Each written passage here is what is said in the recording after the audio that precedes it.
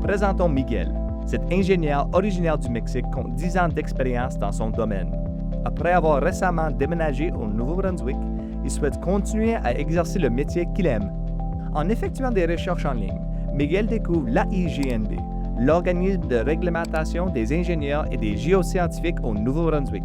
Il apprend qu'il faut être titulaire d'un permis pour travailler comme ingénieur dans la province. L'obtention du permis est un processus étape par étape et l'AIGNB est là pour l'accompagner tout au long de ce parcours.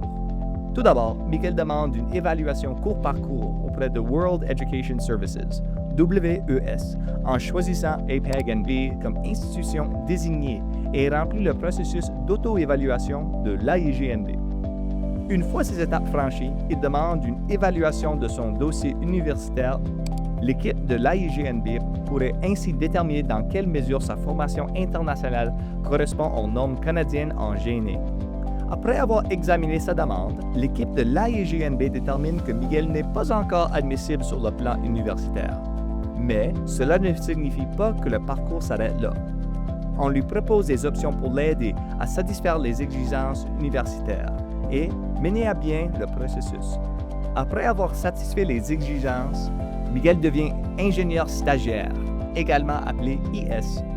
À titre d'IS, il peut exercer sa profession sous supervision et utiliser le titre IS tout en poursuivant ses démarches pour obtenir son permis d'exercice complet.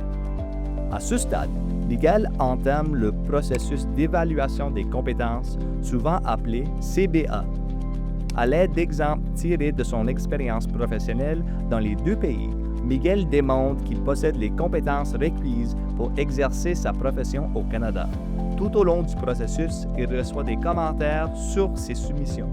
Il se prépare également à l'examen national de pratique professionnelle, ou NPPE, portant sur la déontologie, le professionnalisme et le droit. Ce sont les dernières grandes étapes dans son parcours pour devenir ingénieur au Nouveau-Brunswick. Après avoir satisfait toutes les exigences, Miguel présente une demande de permis d'ingénieur auprès de l'AIGNB. Peu après, il reçoit la nouvelle qu'il attendait. Il est désormais officiellement ingénieur au Nouveau-Brunswick. Prêt à vous lancer dans votre propre parcours? Consultez aignb.com pour avoir des détails sur l'obtention d'un permis au Nouveau-Brunswick.